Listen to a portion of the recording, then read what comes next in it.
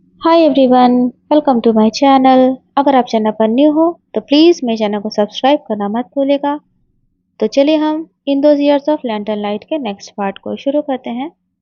Last part में हमने देखा था कि वाघ जी जब बेवुशन की रिकॉर्डिंग को सुन रहा था कैसेट में, तो उसी वक्त सलान कुरैन वहाँ पे आ जाते हैं और उन्होंने वांग जी को ये करते हुए देख लिया था।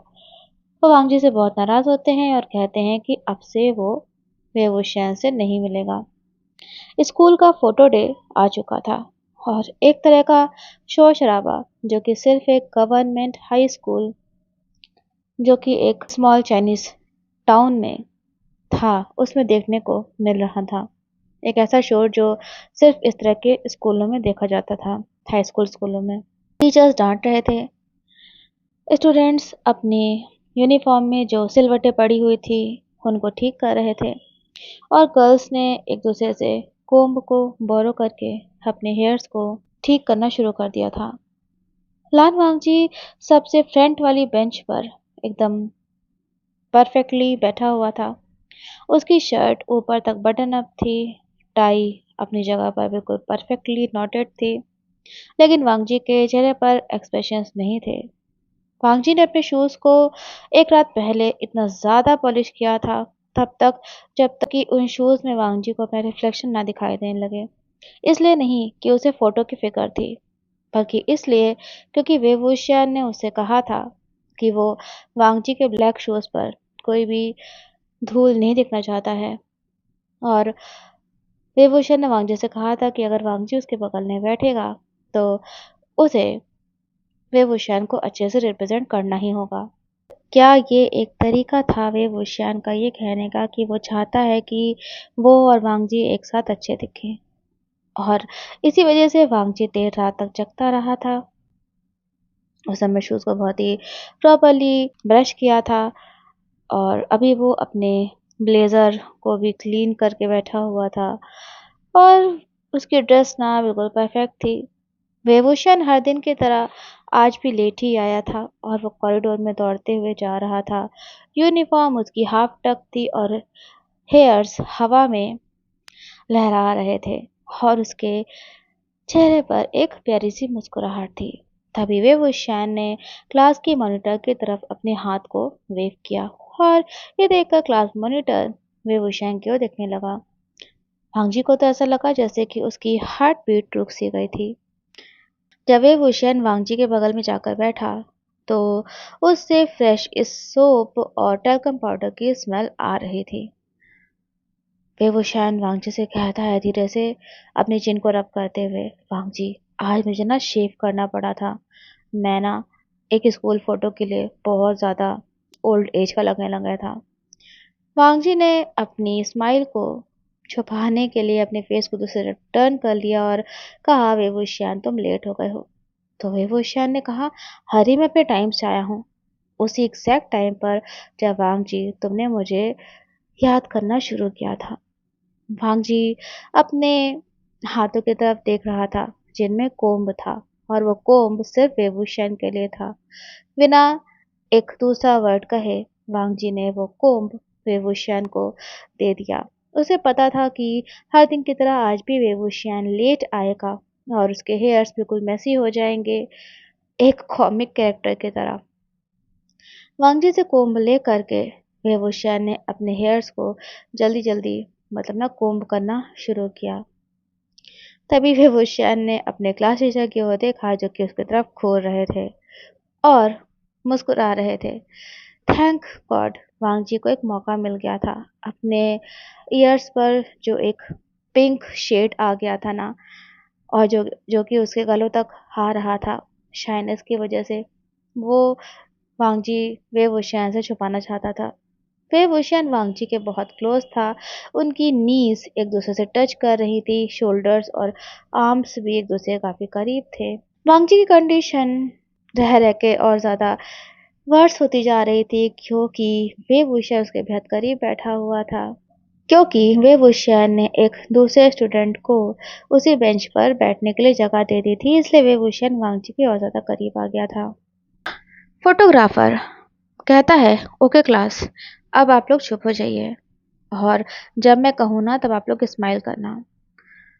वे भूषण वांगजी के कान के पास गया और धीरे से बोला, हलान वांगजी, अगर मैं तुम्हें अचानक से किस कर लूं अभी तो तुम क्या करोगे? वांगजी की सांसें रुक सी गईं। क्या? वांगजी ने वेवुशान की तरफ देखा जिसके फेस पर एक बनी सी स्माइल थी और वेवुशान काफी अच्छा लग रहा था, लेकिन वांगजी की आंखों में एक डर सा समा गया था। वेवुशान ने मुस्कुराते हुए कहा, वांगजी, मुझे ऐसे मत देखो, मैं ना बस मजाक कर रहा था, चिंता मत करो। और फिर उसने वांगजी की तरफ विंक किया, है ना, और फिर कैमरे की तरफ सामने की तरफ देखने लगा। फोटोग्राफर बोला, 3, 2, 1 एंड स्माइल। और बहुत लंबे वक्त बाद वांगजी ने स्माइल किया था, चाहे थोड़ी देर के लिए ही सही। वांगजी की आई सॉफ्ट हो गई थी और इस तरह से वांगजी वेवुशियन और उनके क्लासमेट्स की फोटो क्लिक की गई थी। उस दिन दोपहर में जब क्लास एंड हो गई थी, वेवुशियन ने वांगजी को लाइब्रेरी बिल्डिंग के पीछे पाया। वांगजी के हाथ में क्लास फोटो का फर्स्ट प्रिंट था और वांगजी उसे ना एकटक देखे जा रहा था। वेवुशियन कहता है, वांगजी, तुम इस फोटो को ऐसे देख रहे हो जैसे कि ये तुम्हारे लिए फर्स्ट मिरेकल है। वेवुशियन वांगजी को टीज कर रहा था। तभी वो कहता है, एक मिनट रुको, क्या तुम इस फोटो में स्माइल कर रहे हो? वांगजी ने छुपाने की बहुत कोशिश करी थी। वो कहता है, वेवुशियन, तुमने मुझे हंसा दिया था फोटो क्लिक होने से पहले। तो वेवुशियन कहता है, अच्छा, तो वांगजी, अगर मैं तुमसे कहूंगा कि मैं तुम्हें किस करूंगा तो क्या तुम मुस्कुराओगे? वांगजी को समझ में नहीं आ रहा था कि वो क्या बोले। उसकी आंखें आश्चर्य से भर गई थी और वो वेवुशियन की तरफ देख रहा था। वेवुशियन इन बातों को करते हुए ऐसे शो हो रहा था जैसे कि ये काफी नॉर्मल था। क्या वेवुशियन को एहसास भी था कि वो वांगजी को इतनी देर में कितने सारे हार्ट अटैक्स दे चुका था?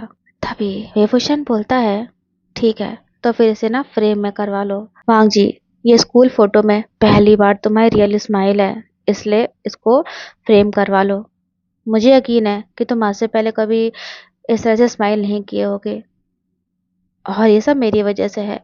मुझे पता है वांगजी कि मैं स्पेशल हूँ और मैं ना एक जिद्दी माउंटेन को भी हिला सकता हूँ और इसके लिए मुझे थैंक यू बोलना चाहिए सबको।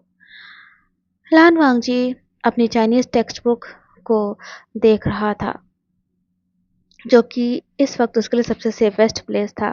लेकिन वांगजी और वेवुशियन काफी देर तक एक दूसरे के साथ बैठे हुए थे और उन्हें पता ही नहीं चला था कि वो अभी उस लाइब्रेरी के पीछे अकेले रह गए थे। मतलब काफी लेट हो गया था और वो दोनों अकेले रह गए थे। नेक्स्ट वीक वांगजी ने लोगों को ना विस्पर, मतलब आपस में बातें करते हुए सुना, भले ही थोड़ा सा, और ये चीज उसे बहुत अजीब लग रही थी। और उसने देखा कि स्कूल के दो बॉयज जो कि उसकी तरफ देखकर एक दूसरे से बातें कर रहे थे। बहुत ही हल्का सा था, लेकिन वांगजी को ये किसी चीज की याद दिला रहा था। ये उस तरह का साइलेंस था जो वांगजी ने गुस्सों में महसूस किया था। उसका दिल बेचैन हो गया। वो कहता है, नहीं, नहीं, ये फिर से नहीं हो सकता है। ये ये फिर से नहीं हो सकता है। उसके साथ गुस्सों में जो कुछ भी हुआ था, जिस वजह से उसे स्कूल छोड़ना पड़ा था, इस चीज ने वांगजी को बहुत घबराहट से भर दिया था। एक दोपहर जब वो और वेवुशियन ट्यूशन बिल्डिंग के बाहर जो बैनियन ट्री था उसके नीचे बैठे हुए थे, तभी उन्होंने एक ट्यूशन ज्वाइन करी जो कि मैथ्स के लिए थी और वो ऑरेंज कैंडीज को खा रहे थे और अपना मैथ होमवर्क कर रहे थे। वांगजी ने हेजिटेट करा और कहा, "ओ, ओ वेवुशियन, क्या क्या तुमसे किसी ने कुछ कहा है?" ये सुनकर वेवुशियन वांगजी की ओर देखने लगा। अभी भी हाफ कैंडी उसके मुंह में ही थी। वो कहता है, मतलब उसे समझ में नहीं आया था कि वांगजी किस बारे में बात कर रहा है। तो वांगजी कहता है, हमारे बारे में क्या तुमने किसी को कुछ बात करते हुए सुना?" वेबुशियन ने कहा, "उम, हमारे बारे में? हमारे बारे में क्या? नहीं, नहीं, ऐसा नहीं कि मैंने सुना नहीं, लेकिन क्यों? क्या किसी ने कुछ कहा है तुमसे?" वांगजी ने तुरंत आंसर नहीं दिया। वो अपने सामने जो कागज़ था ना, उसमें जो इंक स्पिल मतलब फैलती जा रही थी, उसको देख रहा था।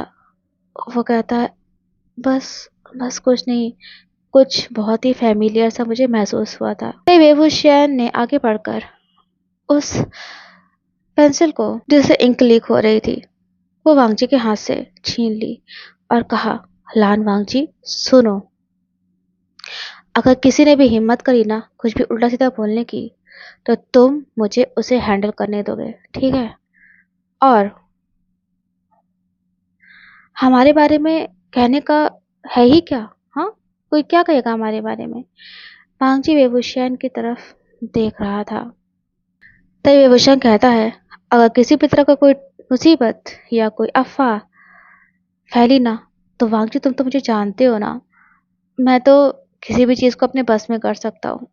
और अगर ये सिर्फ़ एक र्यूमर है, तो मैं इस चीज़ को पूरा श्योर करूँगा कि जो लोग इसे फैलाने की कोशिश कर रहे हैं, वो इसको बढ़ने से पहले ही रुक जाएँ।"